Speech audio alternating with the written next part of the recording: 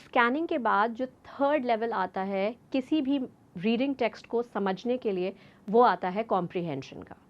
Comprehension का सबसे आसान तरीका होता है एनोटेशन।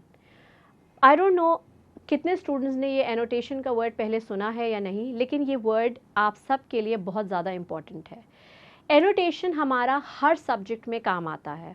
एनोटेशन का लिटरल मतलब होता है मार्जिनल नोट्स, जो आप यूजुअली लेक्चर्स के दौरान, किसी भी चीज़ को पढ़ने के दौरान या कभी भी किसी इम्पॉर्टेंट बात को सुनते वक्त नोट कर रहे होते हैं। यूजुअली लोगों के different ways of note taking होती हैं। फॉर एग्ज़ाम्पल, कुछ लोग अपने ही टेक्स्ट बुक में चीज़ों को हाईलाइट करके उनके इर्द गिर्द कुछ चीज़ें पेंसिल या पेन से नोट डाउन कर रहे होते हैं, just for their own understanding. That is also annotation.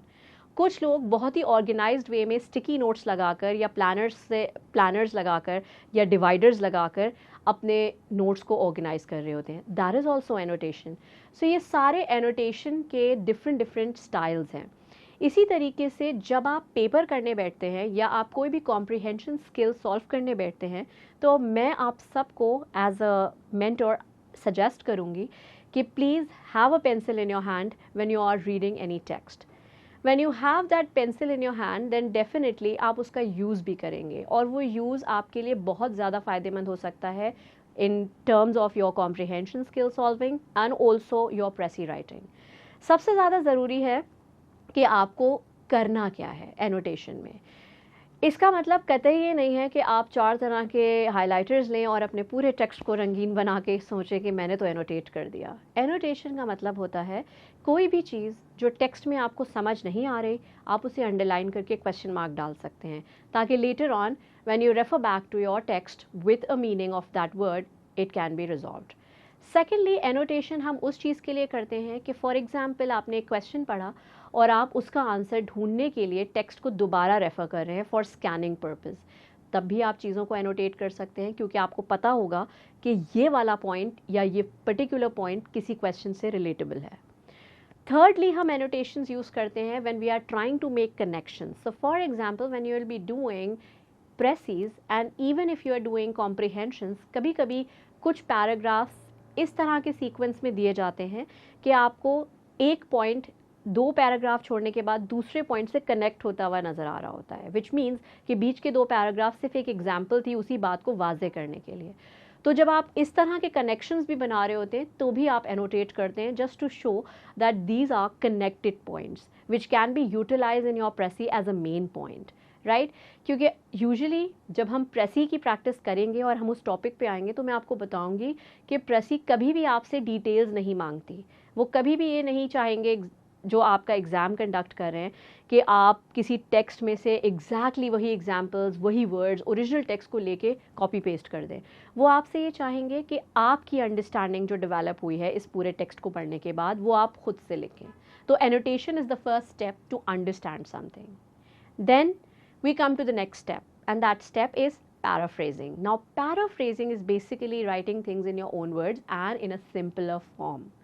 Now, how to write things in a simpler form until and unless you don't know the meanings of these things? अच्छा, meaning ढूंढने के 2 तरीके हैं। पहला, बहुत ही आसान और जो हम सबको पता है, डिक्शनरी का यूज़। जब तक आप चीज़ों को प्रिपेयर कर रहे होते हैं, जब तक आप चीज़ों की प्रैक्टिस कर रहे होते हैं, you are allowed to use dictionaries.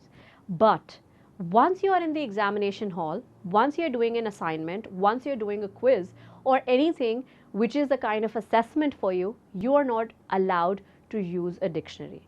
फिर हमें क्या करना चाहिए? क्योंकि अगर वहाँ पर unknown text आ जाएगा तो हम सब तो डिक्शनरी के इंतज़ार में बैठे रहेंगे और फिर हमारा पेपर वैसे ही रह जाएगा। यहाँ के लिए मैं आपको ये सजेस्ट करूँगी कि try to get contextual knowledge of the whole text। अब ये कॉन्टेक्स्ट क्या चीज़ है? कॉन्टेक्स्ट होता है ओवरऑल बैकग्राउंड। जब आप कोई भी टेक्स्ट रीड करना शुरू करते हैं तो उसका एक मीनिंग फॉर्म होना शुरू हो जाता है आपके माइंड में, जिसका मतलब ये है कि अगर बीच में एक आध वर्ड बहुत ही ज़्यादा डिफ़िकल्ट या स्ट्रेंज है, जो आपने पहले कभी नहीं सुना, ना देखा, ना पढ़ा, वो आ गया, तो एटलीस्ट आप उसे को रिलेट कर सकें उन वर्ड्स के साथ जो उसके इर्द गिर्द हैं, या उस मीनिंग के साथ जो अब तक आपके दिमाग में फॉर्म हो गई है। कभी कभी अगर हम चीज़ों को 2 से 3 दफ़ा रीड करें तो हमारी बहुत सारे डिफ़िकल्ट वर्ड्स हमारे लिए आसान हो जाते हैं, क्योंकि हमारे दिमाग में उनका कॉन्टेक्स्ट क्लियर होने लगता है कि वो ये वर्ड क्यों यूज़ हो रहा है। मैं आपको इसके ऊपर एक एग्जांपल देती हूँ।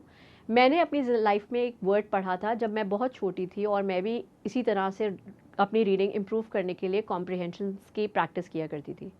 There was a word which once came in front of me, and that was reincarnation. वो वर्ड मेरे लिए बहुत ही नया था, रीइनकारनेशन। मैंने कहीं नहीं सुना था, ना पढ़ा था। मैंने उस पूरी कहानी को उस वर्ड की वजह से छोड़ा नहीं, मैं उसे पढ़ती रही।